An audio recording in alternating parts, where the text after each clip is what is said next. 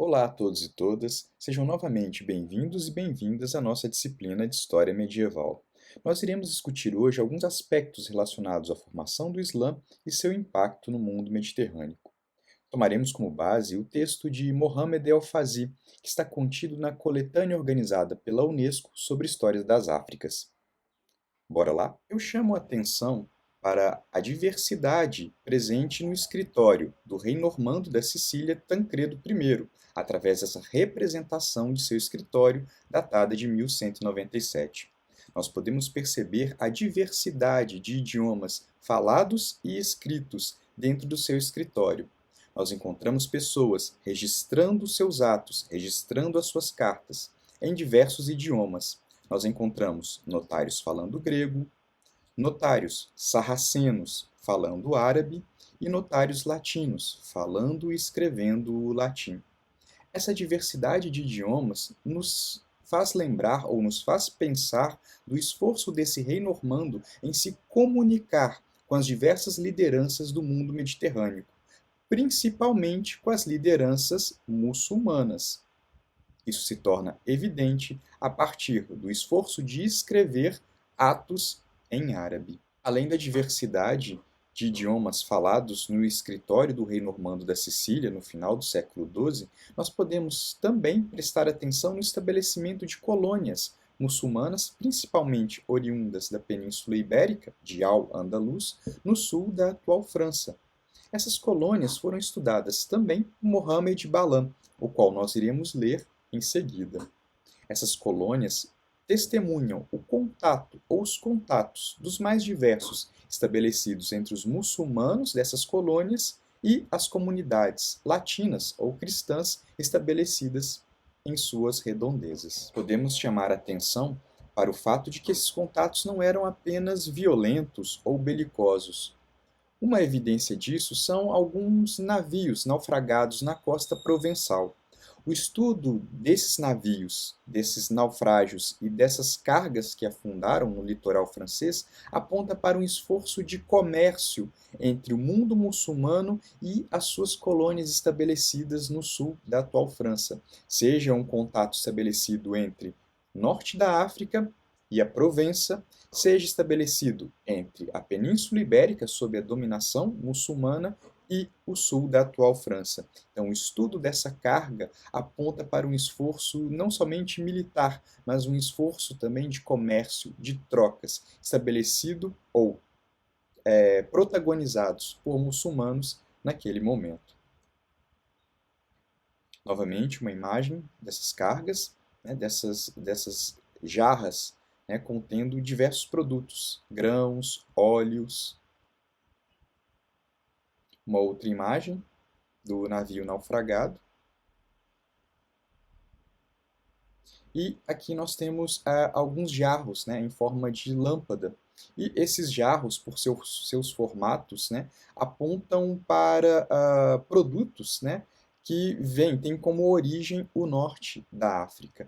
Então, no litoral francês, nos séculos IX e nos séculos X, foram encontrados produtos oriundos do norte da África, o que testemunha um circuito comercial bem efetivo interligando a Península Ibérica, a Provença e o norte da África. Logo, a ideia de que o mundo muçulmano teria fechado o Mediterrâneo, ela é enganosa, né? O comércio ele continuou existindo no mar Mediterrâneo após a ascensão do Islã no século VII. O Islã é a prática sagrada fundada pelo profeta Mohammed na Península Arábica. O calendário islâmico tem como base o dia 24 de setembro de 622, considerado o ano 1 do mundo muçulmano. O Islã ele é um monoteísmo baseado em 5 pilares, que são os seguintes. Primeiro, a confissão de fé, de que só existe um Deus que é Alá e Mohammed é o seu profeta. Além disso, o muçulmano deve realizar durante ao dia 5 orações, direcionado para a cidade de Meca. O terceiro pilar do mundo muçulmano é o jejum, que deve ser realizado durante o mês sagrado do Ramadã. O muçulmano também deve dar esmolas, partilhando aquilo que tem. E o quinto pilar do mundo muçulmano é a peregrinação, que deve ser realizada pelo menos uma vez na vida para a cidade de Meca. No entanto, se o muçulmano não tem condições de realizar essa peregrinação, não há problema. O Corão é o livro sagrado do mundo muçulmano, mas ele não é a Bíblia do Islã, tal como nós iremos ver mais adiante. A poligamia. A poligamia ela é permitida no mundo muçulmano. Como os antropólogos têm observado, a poligamia dentro do Islã, ela se relaciona às dificuldades da vida no deserto na Península Arábica.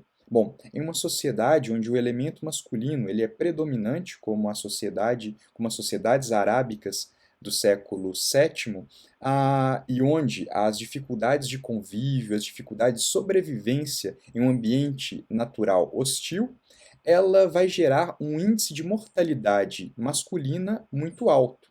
Em uma sociedade onde a predominância masculina ela existe e onde o índice de mortalidade dos homens é maior, é grande, o índice de mulheres desamparadas também será alto, né? O número de viúvas, órfãs, irmãs sem a proteção ou sem o auxílio masculino também será grande. Nesse sentido, de forma a fornecer, né, uma segurança social às mulheres desamparadas, o Islã, né, pegando dessa prática pré-islâmica, né, da poligamia, irá permitir que o muçulmano se case até com 4 esposas, desde que ele consiga mantê-las. Nesse sentido, a poligamia dentro do mundo islâmico, segundo a antropologia, teria como origem essa prática pré-islâmica que visava oferecer às mulheres uma maior segurança social, tendo em vista uma sociedade onde o elemento masculino era predominante e uma sociedade que vivia em um meio hostil do deserto, de guerras entre as diversas cabilas, então o índice de mortalidade masculina era alto. Nesse ambiente hostil e de predominância do elemento masculino, seria interessante oferecer uma segurança social para essas mulheres, permitindo aos homens se casar até com 4 esposas, né? Com o decorrer do tempo, o Islã vai regulamentar essa poligamia, limitando o número de esposas a 4, desde que o marido consiga manter as suas esposas. O Islã irá realizar uma expansão sobre os territórios bizantinos, persas e visigóticos a partir do ano 630. Nós vamos perceber nessa expansão islâmica uma tolerância dos muçulmanos quanto aos chamados povos do livro, que seriam os judeus e os cristãos. Então não haverão conversões forçadas ao islamismo. Judeus e cristãos poderiam, sob a dominação muçulmana, manter as suas práticas sagradas desde que pagassem um tributo. Muitas dessas populações cristãs e judaicas vão preferir pagar esse tributo aos conquistadores muçulmanos do que manter a dominação anterior de bizantinos, persas, etc. Algumas comunidades vão, de certa forma, dar as boas-vindas, vão acolher esses recém-chegados. E outra característica do mundo muçulmano são as diferentes perspectivas. Nós não devemos pensar o mundo muçulmano, como um bloco homogêneo. Nós temos xiitas e sunitas que sintetizariam essas perspectivas dentro do mundo muçulmano. Evidentemente, xiitas e sunitas são diversos, né? Nós podemos identificar várias declinações de xiitas, de sunitas, mas basicamente a divisão dentro do mundo muçulmano seria baseada no sunismo e no xiismo, os quais nós iremos ver mais adiante. Mas, o mais importante, o mundo muçulmano não deve ser pensado como um bloco homogêneo. Ele é muito diverso. Este mapa é importante para percebermos a expansão do Islã após a morte do profeta Muhammad.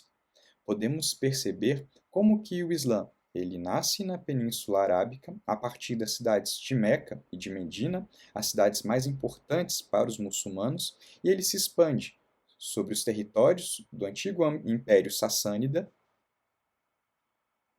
pela Síria, tomando territórios do Império Bizantino, e pelo norte da África, até chegar à Península Ibérica.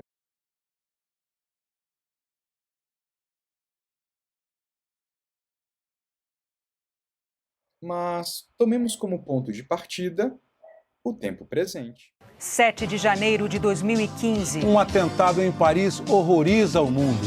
Homens armados invadem a sede de um jornal de humor e matam 12 pessoas. Entre elas, 4 dos mais importantes cartunistas que atuam na França. Outras 11 pessoas ficam feridas. O jornal tinha satirizado o extremismo islâmico. Nossos correspondentes acompanham a caçada aos terroristas em todo o país. A imprensa francesa anuncia que a polícia já teria identificado os suspeitos. Nossos repórteres mostram quem são as vítimas assassinadas durante a reunião de trabalho. E o jornal que se tornou conhecido no mundo pelo humor e sátira sem fronteiras às religiões, políticos, à corrupção e aos costumes. A repercussão entre cartunistas e chargistas brasileiros. A reação de líderes no planeta. Todos condenam o ataque e defendem a liberdade de expressão. E uma vigília simboliza a revolta. Parisienses lotam a Praça da República em protesto contra o atentado. Veja também. Bandidos roubam quase 200 motos de um depósito de veículos apreendidos no Rio. Encontrada parte da fuselagem do avião da AirAsia que caiu no Pacífico. O Jornal Nacional está começando. Não é nosso objetivo aqui justificar esses atos condenáveis de extrema violência, mas procurar compreender em que contexto eles ocorrem. Primeiro, prestem atenção na forma como o Jornal Nacional dá a notícia, como estabelece uma linha que relaciona os atentados a outras notícias que vêm logo em seguida, falando sobre crimes e tragédias. Isso já cria um clima ou já induz o espectador a pensar a matéria segundo uma determinada orientação. Procurando entender, não justificar. Bom, é preciso pensarmos o contexto em que esses atentados ocorrem. E para pensar esse contexto, nós devemos perceber duas coisas. A primeira, a situação dos muçulmanos na França. Bom, como se caracteriza a situação dos muçulmanos na França? Para pensar essa questão, nós devemos levar em consideração a relação entre França e Argélia, no século XIX, XX e XXI. Lembrando que a Argélia era uma colônia francesa, era um protetorado francês até meados do século XX. Então, como será que essas relações, essas relações entre colonizador e colonizado interferem nesses contatos entre muçulmanos e franceses no século XXI? Essa relação de exploração, a relação, por exemplo, durante os anos 50, os anos 60, os franceses, como demonstração de força e manifestando a vontade de manter a sua dominação colonial, os franceses realizaram testes nucleares no deserto argelino. Então, essa demonstração de força por parte do colonizador deve ser levada em conta ao pensarmos a situação dos muçulmanos na França, lembrando que a Argélia é um país muçulmano, no norte da África. Não obstante, os muçulmanos são uma população crescente na França, como nós iremos perceber pelo número de mesquitas e escolas de ensino corânico, de ensino do Corão, presentes na França. O número dessas escolas e dessas mesquitas tem aumentado nos últimos anos. Isso significa que o aumento desses lugares de culto e desses lugares de estudo muçulmano, eles podem evidenciar também um aumento da população muçulmana. Além disso, nós podemos lembrar também a onda de violência em 2005, ligada à proibição do hijab nas escolas. O hijab, a vestimenta que as mulheres portam, muito caracterizada por aquele véu que cobre os cabelos. Então havia uma proibição, uma vontade de proibir o hijab nas escolas francesas. Isso gerou um descontentamento, aumentou a tensão entre a população, no interior da população muçulmana residente na França. Então, há um aumento dessa tensão por conta do esforço de proibição do uso do hijab nas escolas. Então, esses elementos nos ajudam a pensar o lugar da população muçulmana dentro da sociedade francesa naquele momento em que ocorrem os atentados. E essa posição, em grande medida, dos cidadãos muçulmanos, ela não é uma posição favorável, o que ajuda a entender um pouco o descontentamento e toda essa tensão dentro desse ambiente francês do início do século XXI. Como eu disse anteriormente, os lugares de culto, né, muçulmanos, ou lugar de cultos maometanos, ele tem aumentado, né? Nós podemos perceber pelas manchas, né, nesses dois mapas, de 1985 a 2006, né, a caracterização desse aumento, né, ou a materialização nesses mapas do aumento dos lugares de culto, né, de mesquitas. Né? As mesquitas são lugares de culto muçulmanos. Então, as manchas em verde e verde escuro salientam como que esses lugares de culto, o número desses lugares aumentou em determinadas regiões da França em determinado momento, entre 1985 e 2006. Logo, o aumento do número desses lugares de culto evidencia também um aumento da população muçulmana. Nós devemos considerar não apenas a imigração, a chegada de muçulmanos, nós devemos considerar também a conversão de franceses já residentes ao islamismo.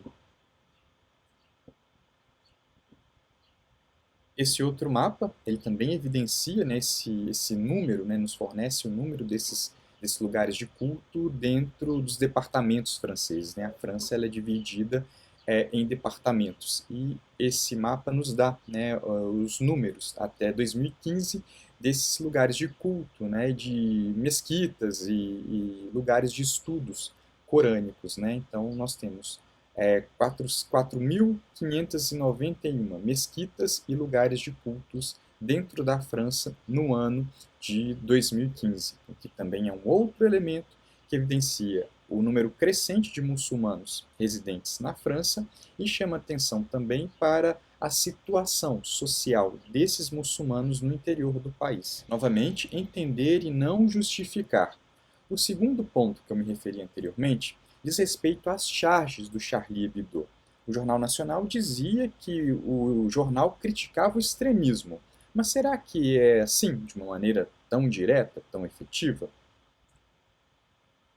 Será que as charges elas devem brincar com a religião do outro? Vamos pensar em uma população que ela é excluída dentro da França. Além de ser excluída, as suas práticas religiosas elas viram motivo de chacota em determinados jornais. Será que realmente é necessário realizar esse escárnio da prática religiosa de alguém já excluído dentro do país? Nesse sentido, a gente consegue entender o aumento, um pouco do aumento dessa tensão, e que a informação passada pelo Jornal Nacional ela deve ser nuançada, à medida que, ou à medida em que a gente percebe que as charges elas não criticavam somente o extremismo islâmico, mas elas iam além disso, como nós iremos demonstrar. Em outras palavras, é necessário mexer diariamente com algo importante para uma parcela excluída da população? Essas são uma das charges, né, vinculadas pelo Charlie Hebdo. Nós podemos ver que essas charges elas datam de 19 de setembro de 2012. A primeira charge mostra o profeta Mohammed, né, o filme que embaraça ou que envergonha o mundo muçulmano. E a personagem representando, né, o profeta Mohammed nu pergunta o seguinte: em minhas nádegas, vocês amam as minhas nádegas? Em uma outra charge, né, um filme sobre o Islã, como seria um filme de segunda linha? Um filme de segunda linha sobre o Islã impulsiona ou liberta a ira dos extremistas, né? E a personagem diz o seguinte, né, com uma arma na mão, apontando uma arma para o alto: nos envergonha ou nos ultraja um filme inteligente, e a gente declara a terceira guerra mundial. Então,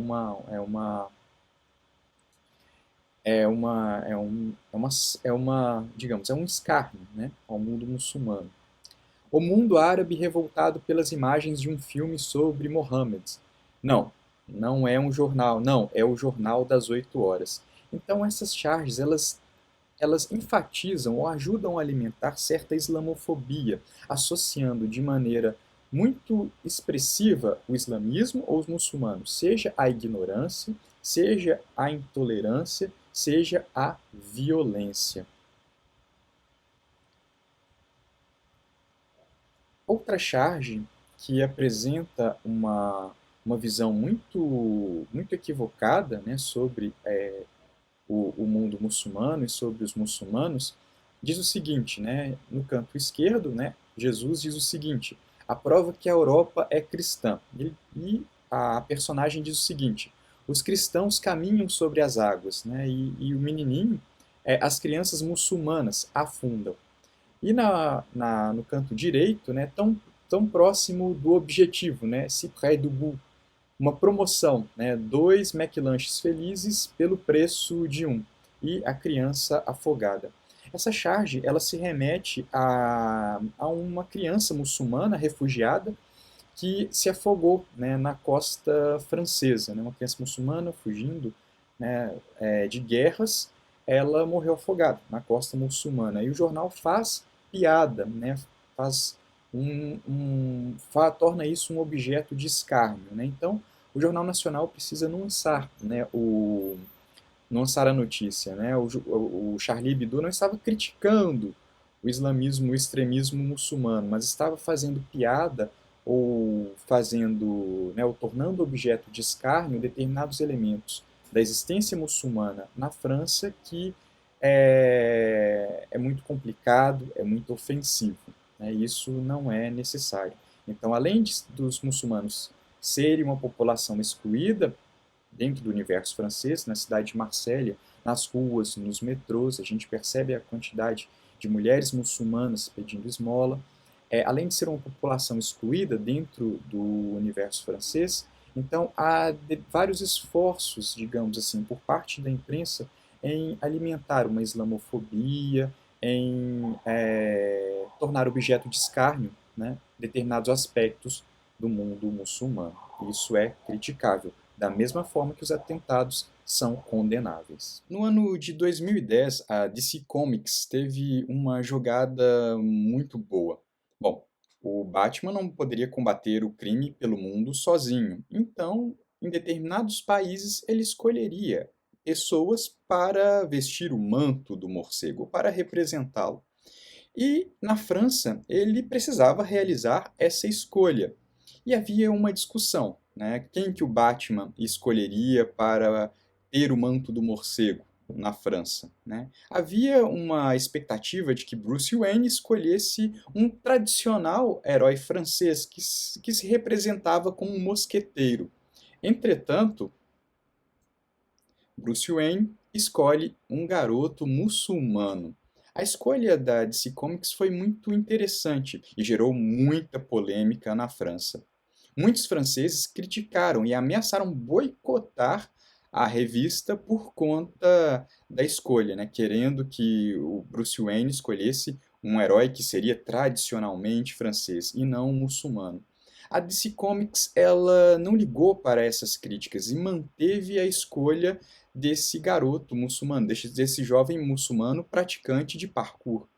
E a história por trás, né, da escolha de Bruce Wayne se relaciona com a luta contra a intolerância, né, a luta contra a violência, tanto do lado muçulmano quanto do lado dos demais franceses. Né, e a luta desse Batman, desse jovem muçulmano portando o manto do morcego, diz exatamente respeito a essa luta contra essa intolerância. A gente percebe, né, o quão corajosa a DC Comics foi em manter, né, essa escolha, pensando também na questão da representatividade. Eu não disse anteriormente que a população muçulmana ela era uma população crescente dentro da França? Logo, nada mais justo ou legítimo do que representar o Batman como se fosse um muçulmano, ou escolher ou Bruce Wayne escolher um muçulmano para portar o manto do morcego. Pensem na questão da representatividade, pensem na questão de tratar com justiça uma população que é cada vez mais crescente dentro da França, mas que não vem sendo tratada com justiça. Nós temos visto que a população muçulmana na França não é tratada com tanto respeito ou tanta justiça quanto se esperava. A partir desse ponto, nós podemos passar a um outro momento da nossa aula, onde começaremos a discutir os aspectos relacionados à formação do mundo muçulmano na Península Arábica. Duas obras, elas nos servem de referência para entender o Islã. A obra da Unesco sobre a história das Áfricas e o The New Cambridge Medieval History. Eu fiz uma pergunta, né?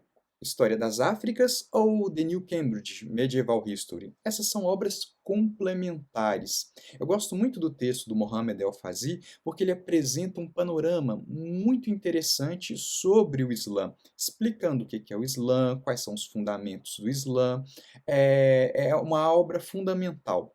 Já o texto de Carol Hillebrand, do The New Cambridge Medieval History, traz uma abordagem mais social e econômica do mundo muçulmano, desde a sua formação até o seu desenvolvimento na Idade Média. São obras complementares, vou deixar a referência na descrição do vídeo.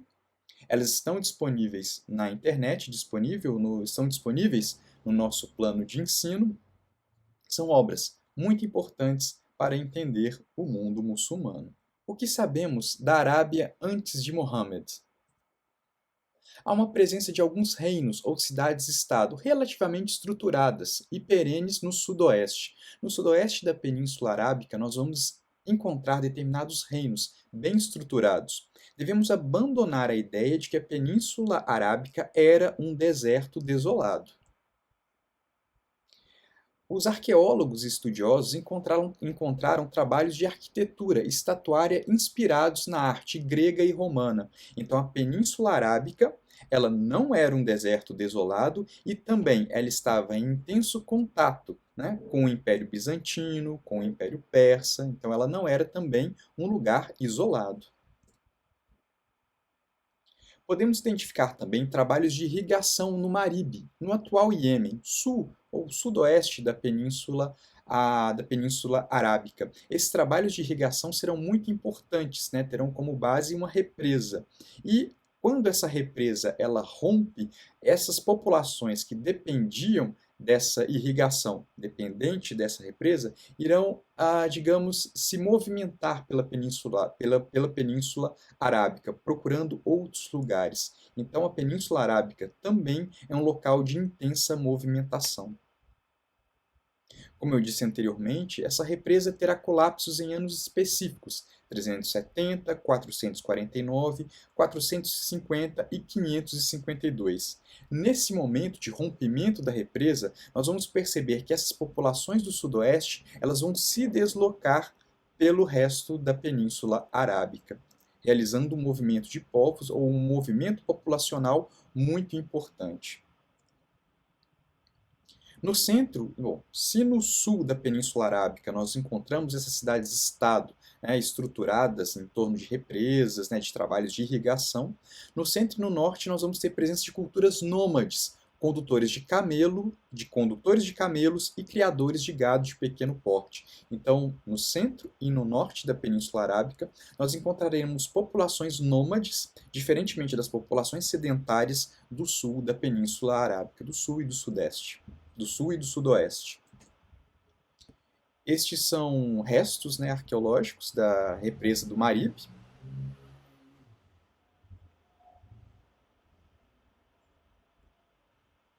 Essa é uma foto, né, recente da represa do Maribe, como essa represa ela era importante para proporcionar a irrigação em determinados campos e assim propiciar a produção de alimentos. Além disso, a organização dos árabes do norte, centro e leste da Península Arábica, baseada em uma estrutura de tribos e clãs descentralizada. Então, nós vamos ver essas tribos e clãs na Península Arábica, ou as cabilas, né? Essas tribos e clãs são conhecidas como cabilas. Então, há uma organização descentralizada, cada cabila tendo a sua própria liderança. Algumas vezes, essas cabilas serão inimigas entre si. Lembram-se que eu disse anteriormente que o ambiente do deserto, além de ser um ambiente naturalmente hostil, falta de água, falta de alimentos, esse ambiente se torna mais hostil devido à oposição ou ao conflito entre essas cabilas nômades. Segundo Ibn Khaldun, se referindo a essas cabilas, sua defesa e proteção são bem-sucedidas apenas se eles formam uma malha fechada de um grupo condescendente comum. Então essas cabilas, elas se mantinham coesas entre um desses motivos, a identificação de um descendente comum. Nós podemos pensar a interligação entre os pastores nômades, os condutores de camelos e os semi-sedentarizados agricultores dos oásis, comércio e proteção. Então, esses nômades do deserto, esses pastores nômades, essas cabilas, colaboravam com agricultores semi-sedentarizados, né, desses oásis. Então, fornecendo, né, elementos para a realização de comércio e de proteção. Esses pastores nômades terão uma importância fundamental no comércio dentro da Península Arábica. O Sharif, ou Said, como figura de liderança, realizando defesa dos símbolos sagrados e apaziguador de conflitos. Ora, a liderança dentro dessas cabilas tinha algumas funções importantes, que seria a defesa dos símbolos sagrados e o apaziguamento dos conflitos. Então, quem que resolveria os litígios? Quem que resolveria os conflitos? Seriam esses saids, esses sharif, ou esses xerifes. Eles teriam essa função de liderança baseada, né, na defesa dos símbolos sagrados da cabila e na resolução dos conflitos internos. Além disso, havia uma cultura da retaliação do grupo. Se houvesse um conflito dentro de uma cabila, o conflito seria resolvido pelo xarife. Entretanto, se houvesse um conflito entre cabilas, esses conflitos geralmente eram resolvidos com guerras. Então, se um membro de uma cabila fosse ferido ou ofendido pelo membro de outra cabila, esse ofendido ou esse ferido ou sua família teria a possibilidade ou teria a obrigação de vingar-se, levando consigo todos os seus seguidores, toda a sua cabila. Então, essa cultura da retaliação era um aspecto comum que criava dentro dessas cabilas uma certa identidade. Então havia o direito do ofendido de uma cabila retaliar com relação a quem o ofendeu, oriundo de outra cabila. Eu acho que a questão não é essa. A questão é muito mais complexa do que podemos imaginar. Considerando toda essa diversidade que encontramos na Península Arábica antes da ascensão do Islã, Carroll e Lebrands coloca a seguinte pergunta: havia circunstâncias especiais para a gênese de uma nova religião e de uma nova comunidade na Península Arábica do século VII? Bom, para pensarmos algumas respostas possíveis à pergunta de Hillebrand, devemos considerar os seguintes aspectos. Primeiro, a abertura do oeste da Península Arábica, Hijaz, ao exterior. Nós vamos ver nos mapas que havia um intenso contato entre o oeste da Península Arábica e o leste do continente africano, especificamente o reino da Abissínia, localizado na atual Etiópia. Era um reino cristão monofisita. Então havia intensos contatos entre essas cabilas ou entre esses povos vivendo no oeste da Península Arábica e esse reino cristão monofisita da Abissínia. Podemos salientar também movimentos populacionais, mercenários e nômades do centro e do norte ativos no sul, se colocando a serviço desses povos sedentarizados do sul ou realizando o comércio para esses povos sedentarizados. Além disso, nós podemos evidenciar movimentos populacionais do sul para o norte, principalmente quando a represa do Maribe ela rompia ou entrava em colapso. Essas populações que dependiam dessa represa, elas migram para outros lugares, para o norte e para o centro da Península Arábica. Podemos salientar também a entrada do judaísmo e do cristianismo por volta do século VI da Era Comum, no sudoeste e nas áreas desérticas fronteiriças ao Império Bizantino. Por exemplo, os gassânidas. Determinada cabila gassânida irá se converter ao cristianismo, abandonando as suas práticas animistas anteriores. Então haverá um contato entre essas cabilas do norte da Península Arábica com os grandes impérios, bizantino e sassânida. Lembrando também que o judaísmo irá entrar, né, na Península Arábica. Há uma influência cristã monofisita vinda da Abissínia, da Etiópia, e do zoroastrismo persa e do judaísmo. Então, além do animismo praticado pelos membros das cabilas árabes, né, e por essas populações da Península Arábica, nós vamos encontrar também árabes convertidos ao cristianismo monofisita, convertidos ao judaísmo ou ao zoroastrismo persa. Novamente, esse contato com essas práticas religiosas cristãs, zoroástricas, judaicas, nos leva novamente a perceber a Península Arábica, anterior ao advento do Islã, como um ambiente de intenso contato e de intensas interações. Esse é um mapa da Península Arábica, que nós podemos observar, e aqui nós temos a parte leste do continente africano, a região da Abissínia, o Mar Vermelho.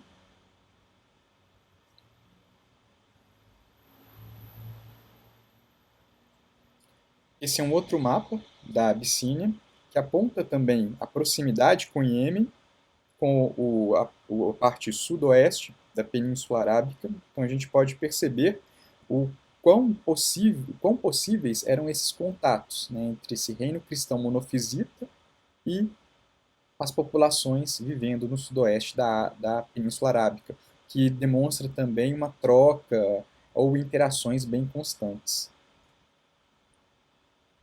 Um mapa ampliado da região, a Península Arábica, a parte oriental do Mar Mediterrâneo e a parte leste do continente africano. Essa proximidade evidencia um contato, né, ou aumenta a possibilidade de contatos e interações entre as populações da Península Arábica e as populações da Abissínia.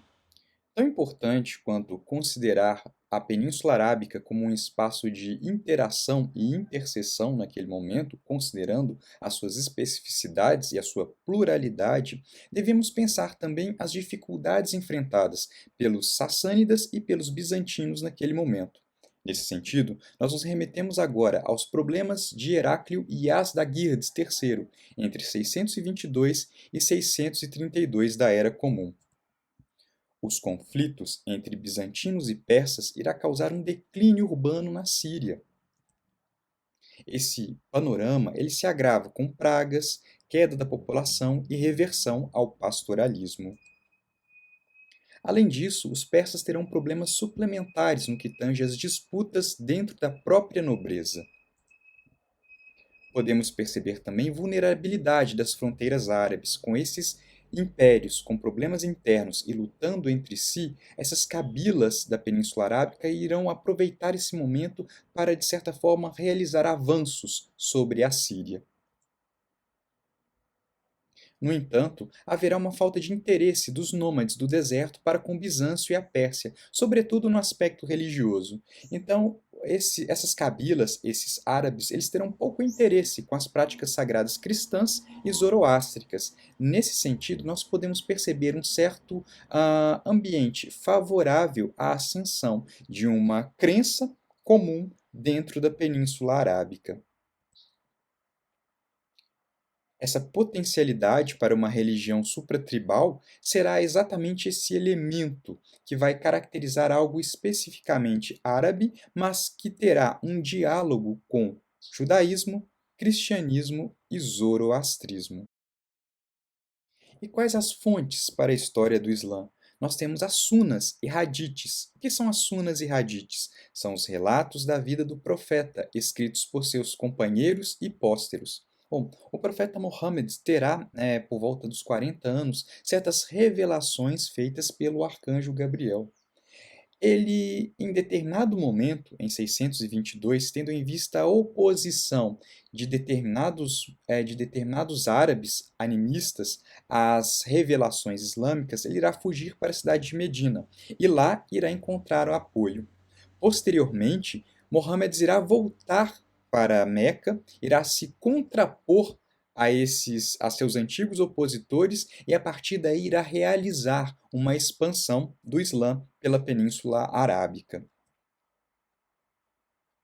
Além disso, além das sunas e hadiths, nós temos os eruditos muçulmanos e as fontes orais. Essas fontes orais também serão acrescentadas pelos relatos estilizados, servindo ao poder dos califas. Os califas, eles serão os líderes espirituais e políticos dentro do mundo muçulmano. Um exemplo, o grosseiro beduíno Al-Mugira Said, montado em um pobre cavalo e carregando uma espada quebrada, vestido em trapos, teve a permissão recusada pela cavalaria sassânida, persa, para se sentar no estrado junto do civilizado comandante persa Rustam. Mas o líder muçulmano venceu Rustam na interlocução seguinte. Al-Mugira ignorou a provocação de que os árabes tinham entrado no território sassânida atraídos por riqueza e orgulhosamente clamou que ele e seus companheiros tinham vindo chamar os persas para abraçar o Islã. Então é interessante perceber como esses relatos servem para exaltar a figura dos califas. O primeiro califa seria o profeta Mohammed. Posteriormente, ele foi sucedido pelos califas bem-guiados. Aos califas bem-guiados, dentro desse mundo muçulmano, sucederão os califas da dinastia Omíada e, posteriormente, os califas da dinastia Abássida. Em determinado momento, o mundo muçulmano, de forma política, irá se fragmentar em outras entidades políticas. Nós teremos os Omíadas da Península Ibérica, nós teremos os Abássidas de Bagdá e outros sultanatos e emirados orbitando próximos desses califados. Outras evidências. A numismática. Quando os muçulmanos eles se expandem para fora da Península Arábica, eles conquistam as regiões, mas eles mantêm determinadas práticas econômicas dessas regiões. Eles manterão também as cunhagens bizantinas e persas nos lugares recém-conquistados. Os arqueólogos encontraram também um papiro não datado, atestando em grego a existência de pagamentos relativos à organização do exército muçulmano. Quando os muçulmanos se estabelecem nesses territórios bizantinos e persas, eles mantêm uma tributação sobre as populações conquistadas. A grande fonte, de recursos desses muçulmanos conquistadores serão esses tributos coletados dessas populações conquistadas. E esses tributos serão utilizados para remunerar esses exércitos muçulmanos. Esses muçulmanos, quando se estabeleciam em território, eles não moravam nas cidades, eles habitavam em acampamentos próximos ao deserto. O deserto é um fator significativo de vantagem dessas tropas muçulmanas sobre os exércitos bizantino e sassânida. E quem foi o profeta Mohammed? Ele foi membro de um ramo menor da tribo ou da cabila Quraish, os Banu Hashim. Ele esteve envolvido em atividades comerciais da esposa Khadija e era protegido pelo tio Abu Talib. Ele teve suas revelações divinas por volta dos 40 anos. O arcanjo Gabriel veio até ele realizar revelações divinas. Ele conheceu a morte de seus protetores em 619 e, sem a proteção de Abu Talib e de Khadija, ele fugiu para Medina em 622. Ele irá realizar em Medina disputas com os politeístas, os animistas, lembram-se que eu falei deles, e com os clãs judaicos na cidade de Medina. Entretanto, Mohammed ele conseguirá se sobrepor tanto aos judeus quanto aos politeístas da cidade de Medina. Bom, os escritores gregos salientam que há uma familiaridade de Mohammed com as escrituras judaicas e cristãs. Então, lembram-se que eu disse anteriormente dos contatos entre o oeste da Península Arábica e o continente africano e a Abissínia, com o reino cristão monofisita da Abissínia? Então, nós podemos pensar o contato desses árabes com essa cultura cristã, com essa cultura judaica, e o quanto serviram de base para a formação do Islã. Ao voltar para Meca fortalecido, Muhammad terá conflito com os homens influentes de Meca, mas ele também conseguirá se sobrepor. Eu chamo a atenção para uma miniatura do século XIV que representa a chegada de Muhammad na cidade de Medina, sendo recebido pelo clã ou pelos clãs judaicos da cidade. E o que fizemos até aqui? Pensem nas seguintes questões. Quais eram as características dos princípios do Islã, a prístina fé pregada e praticada pelo profeta? Além disso, para quem estava endereçada a mensagem do Islã? Para a humanidade em geral ou ao povo árabe? Vamos pensar, de uma maneira mais detida, o que era o Islã e qual seu significado. Não é fácil mapear as evidências do Corão, o qual é um trabalho de revelação e não tem um tema básico organizado. Entretanto, é a mais válida fonte para determinar a evolução do Islã. Revelado como foi em sucessivos estágios, ele espelha a interna definição do Islã como uma fé, um caminho de vida e o processo pelo qual o Islã se distanciou do judaísmo e do cristianismo, por um lado, e do meio politeísta pré-islâmico do outro. O Islã veio para enfatizar o compromisso intransigente de Deus em nítido contraste com a idolatria árabe e com as doutrinas cristãs da divindade de Jesus e da Trindade. Deus é transcendente, onipotente e onisciente, o supremo juiz. Ainda, ele está próximo dos homens, mais que sua própria veia jugular. Inicialmente, o Islã compartilhava características com as outras fés monoteístas do Oriente Próximo. Em comum com a cristandade siríaca, o dia do julgamento estava terrivelmente próximo, enquanto, como no judaísmo, muçulmanos rezavam em direção da Cidade Santa e enfatizavam a importância do jejum. Mas, a despeito de uma crença comum, o Islã é visto como um complemento em um aperfeiçoamento das revelações precedentes. De maneira geral, para os muçulmanos, o Islã ele não é uma fé nova, ele é uma atualização do cristianismo e do judaísmo. Ou melhor, do ponto de vista islâmico, não é correto dizer que o profeta Muhammad tenha sido fundador do Islã ou que ele pregasse uma nova fé.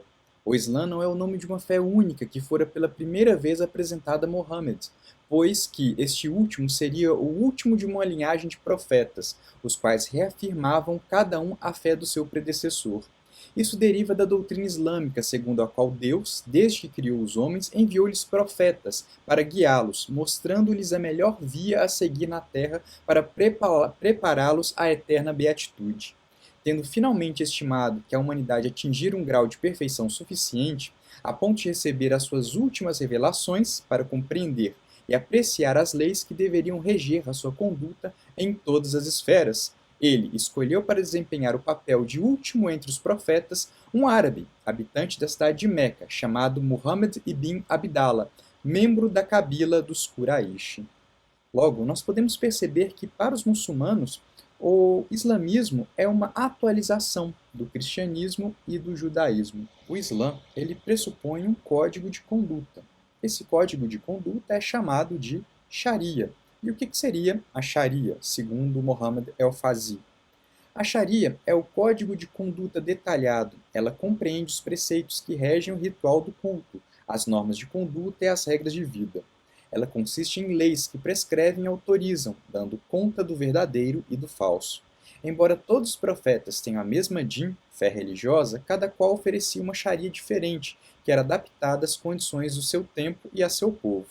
Mohammed, como o último dos profetas, trouxe o código final, que deveria aplicar-se ao conjunto da humanidade para todos os tempos vindouros.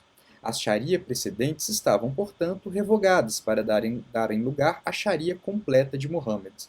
As fontes da Sharia islâmica são o Corão e o Hadith, palavras e atos do profeta Mohammed, reportados e transmitidos pelos seus companheiros. Milhares de hadith foram estudados e detalhados, reunidos por eruditos sob a forma de coletâneas da tradição.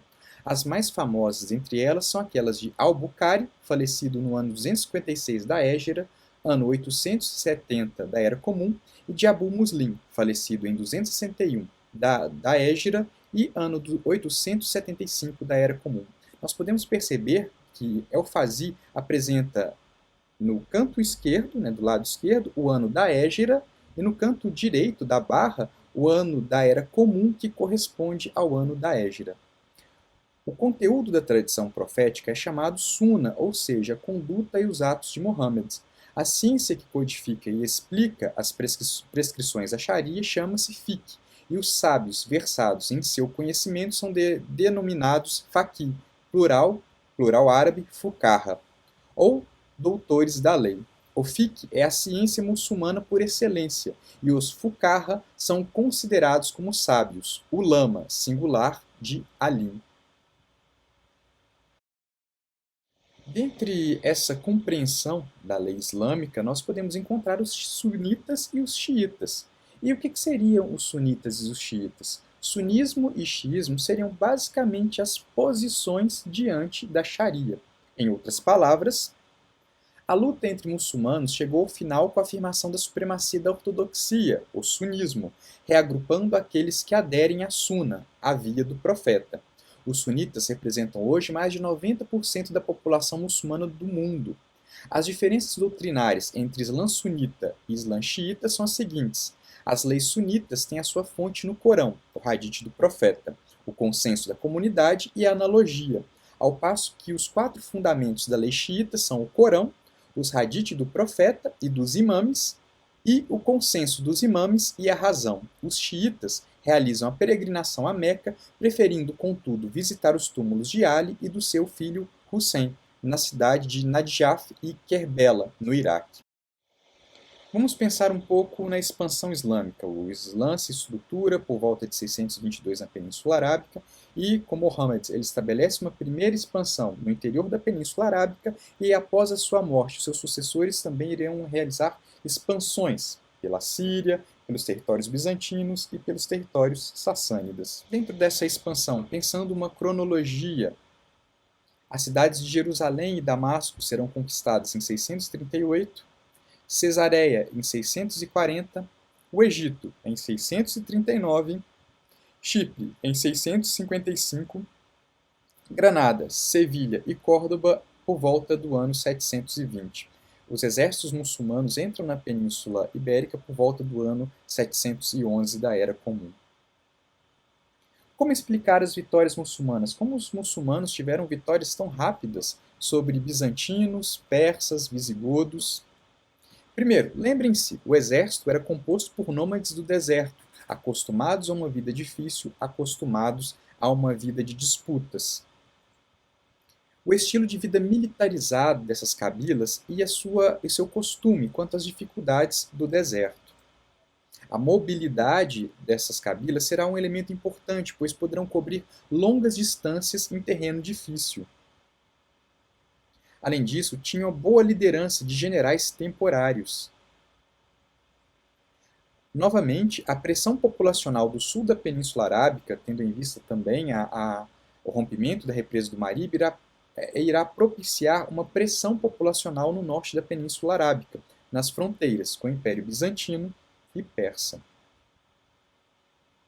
Nesse sentido, podemos perceber uma combinação de fatores que irá propiciar a conquista muçulmana de territórios dos impérios bizantino e persa fora da Península Arábica. Uma pergunta importante que devemos nos fazer é o que movia os nômades do deserto que compunham os primeiros grupos de guerreiros muçulmanos.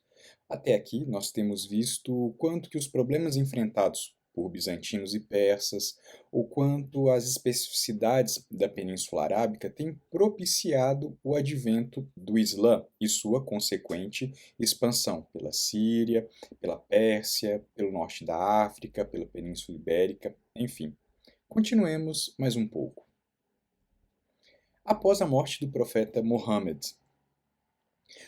Após a morte do profeta Muhammad, califas bem guiados assumiram o califado dentro do mundo muçulmano, e eles empreenderam uma expansão externa, contudo ainda havia dissensões internas. Esses califas foram Abu Bakr, Umar, Uthman e Ali. Lembrando que, dentre esses 4 califas, conhecidos como califas bem guiados, pois eles conheceram o profeta, 3 deles morreram de forma violenta, Umar, Uthman e Ali. Durante o período dos califas bem-guiados, eles estabeleceram o Diwa, que era o sistema financeiro que pagava os estipêndios militares baseados em um critério supratribal, nomeadamente de prioridade de conversão ao Islã. Nesse sentido, as cabilas que primeiro se converteram ao Islã tinham, digamos, certos benefícios ou certos privilégios quanto àquelas que haviam se convertido recentemente. Nesse sentido, os convertidos, em primeiro lugar, os árabes, em grande medida, tinham privilégios ou tinham uma posição diferenciada dentro do Islã perante, por exemplo, povos bizantinos ou persas que teriam se convertido posteriormente. E a relação com as populações conquistadas? Conversão ao Islã não era aparentemente um fato significativo. A nova fé era somente para os árabes no estágio inicial. A exclusividade da Umma era sublinhada pela separação física de seus quartéis. A população sujeitada continuava a viver nas áreas urbanas estabelecidas a longo tempo, enquanto os conquistadores viviam geralmente nas novas cidades-guarnições, que eram construídas estrategicamente situadas próximas ao deserto aberto. Não era, entretanto, interessante para os muçulmanos confrontar ou tratar mal as populações, muito mais numerosas que eles, pessoas que podiam fazer contribuições valiosas para o Islã. Nesse sentido, devemos chamar a atenção que não haviam conversões forçadas ao Islã. Havia uma acomodação entre os conquistadores e os conquistados, onde as populações conquistadas podiam manter as suas confissões antigas desde que pagassem um tributo aos conquistadores.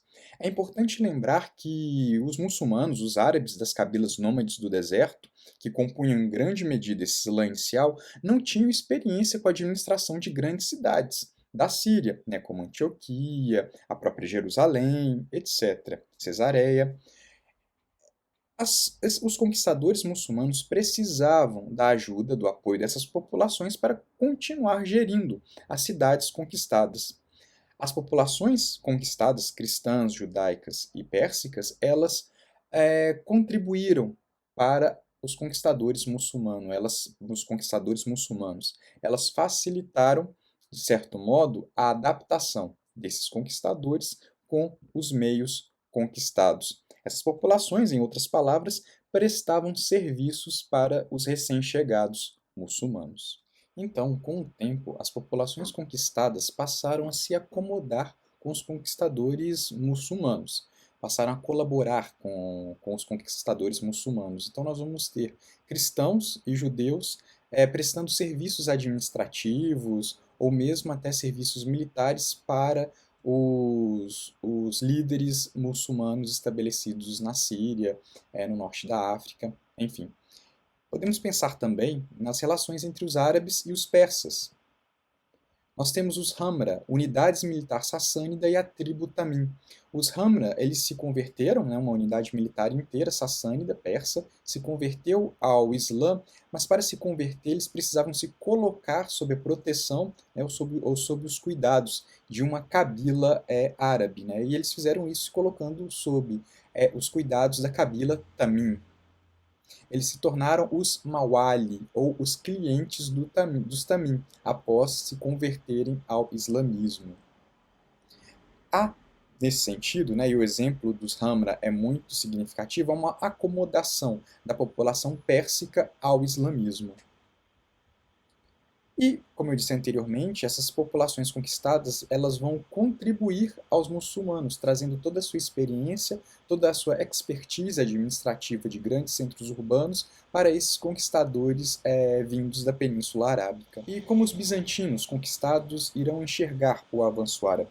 Primeiramente, eles irão compreender os árabes como uma espécie de castigo divino por conta dos seus pecados, etc. Mas, posteriormente, assim como no mundo persa, os bizantinos da Península Ibérica e do norte da África irão se acomodar aos recém-chegados, sejam se convertendo ao islamismo ou mantendo a sua fé, mas prestando serviços administrativos e militares para os muçulmanos recém-chegados. Eu me referi anteriormente aos califas bem-guiados que governaram a Umma após a morte do profeta. Após o período dos califas bem guiados, nós vamos ter o período omíada, né, de dominação omíada, onde nós teremos o deslocamento da capital, né, da Uma, né, de Meca para a cidade de Damasco, né, tendo em vista que a família omíada é uma família muito importante dentro né, desse mundo muçulmano nascente e crescente. Essa família ela terá uma importância muito grande, irá deslocar a capital para mais próximo do Mediterrâneo. E o que significou a família omíada, né, nessa organização muçulmana? Liderança do mundo muçulmano deslocando de Medina para Meca, né, de Medina para Meca e depois para Damasco. Trata-se especificamente do clã omíada de Utimã. Então, a linhagem de Utimã, um dos califas bem guiados, irá voltar ao poder. Irá ficar cerca de 90 anos, né, governando a Uma, até a Revolução Abássida, né, destronar os omíadas e assumir esse controle da Uma. Né, e progressivamente a Uma irá se fragmentar com o Califado Fatímida, e outras lideranças muçulmanas dissidentes.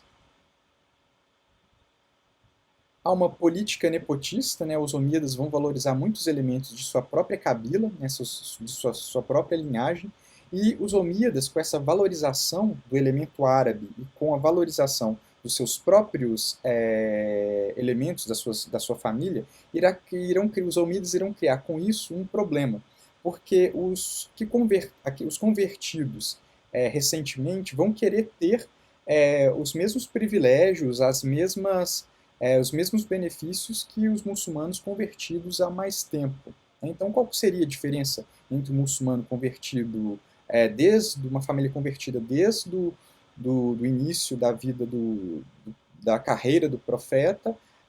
Qual que a diferença seria, né, entre um muçulmano antigo, né, uma família antiga desde o início da carreira do profeta, para uma família convertida recentemente, né, há pouco tempo?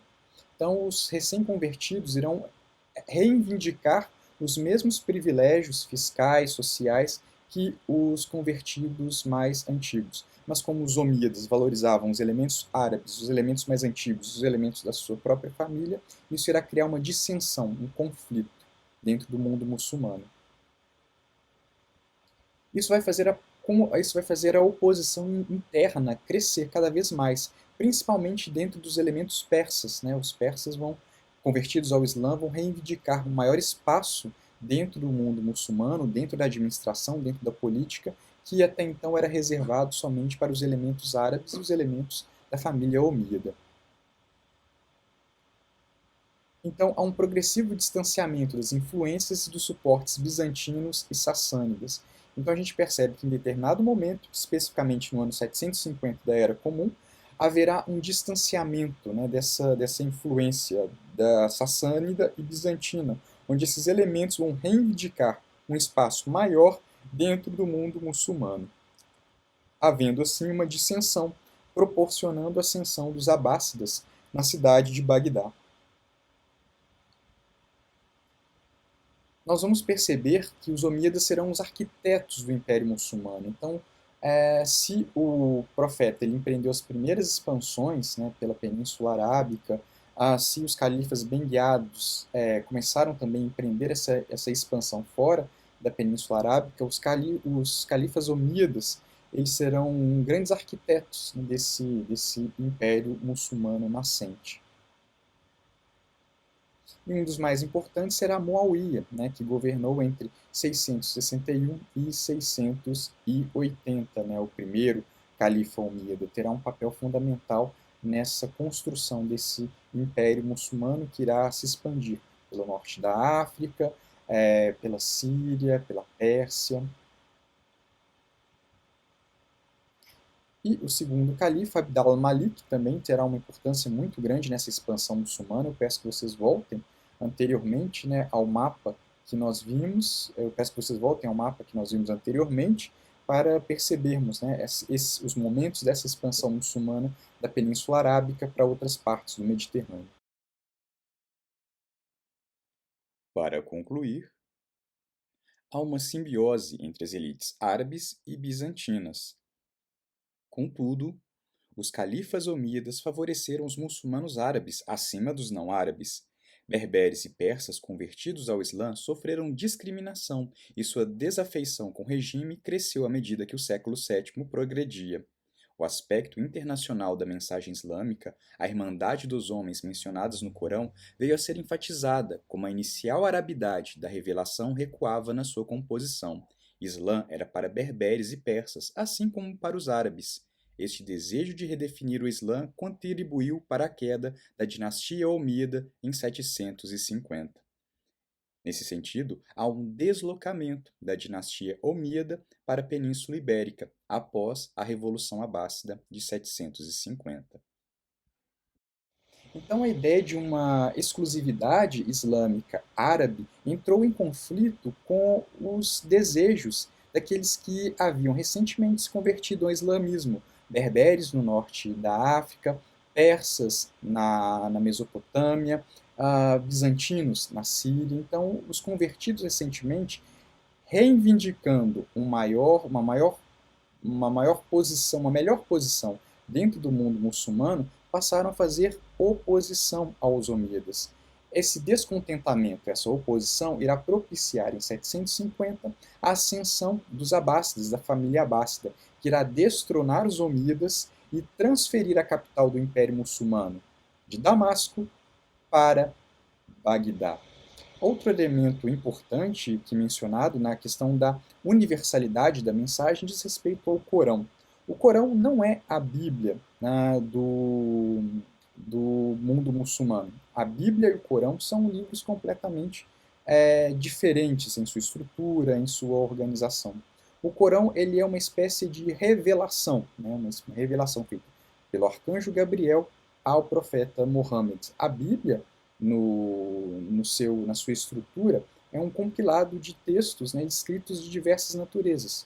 Poesias, relatos, crônicas, relatos, né, da vida de Jesus, etc. Então a Bíblia ela teria um caráter mais heterogêneo. Os califas abássidas irão exterminar a família omíada, será uma revolução muito violenta. E os últimos sobreviventes da família omíada irão fugir e se refugiar na Península Ibérica, estabelecendo um emirado independente e, posteriormente, um califado independente dos abássidas. Nós percebemos no norte da África, na Península Ibérica, califados concorrentes ao califado abássida que subiu ao poder em 750. Então a diversidade e a pluralidade do mundo muçulmano ela deve ser evidenciada.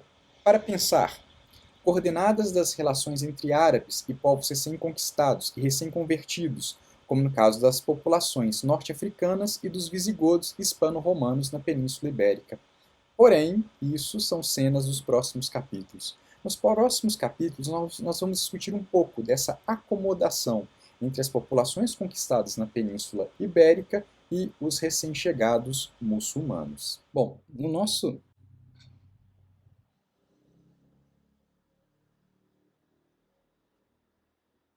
E voilà! Na nossa videoaula de hoje, nós vimos alguns aspectos relacionados à formação do Islã na Idade Média e sua posterior expansão pelo Mediterrâneo. É importante considerar, tomar como ponto de partida, o lugar do Islã no mundo contemporâneo e tomar cuidado, né, com alguns elementos que podem conduzir a uma xenofobia, que podem conduzir a perspectivas pouco precisas ou pouco justas quanto ao Islã e quanto aos muçulmanos. Sempre é importante, como historiadores e historiadoras, procurar compreender, procurar entender o que é um fenômeno histórico. E além disso, né, tomamos como ponto de partida o tempo presente, né, qual que é o lugar do Islã no mundo contemporâneo, qual que é o lugar do Islã na França contemporânea. A partir disso, nós fizemos uma breve trajetória sobre a história do Islã na Idade Média. Continuaremos discutindo o mesmo assunto nas próximas aulas, a partir de algumas experiências sobre o contato dos muçulmanos no sul da atual França, percebendo alguns aspectos que podemos identificar desse convívio a partir das sepulturas muçulmanas, a partir da análise dos naufrágios dessas embarcações na costa francesa do século IX, do século X. Espero que tenham gostado Tenham uma ótima semana, se cuidem e fiquem bem. Tchau!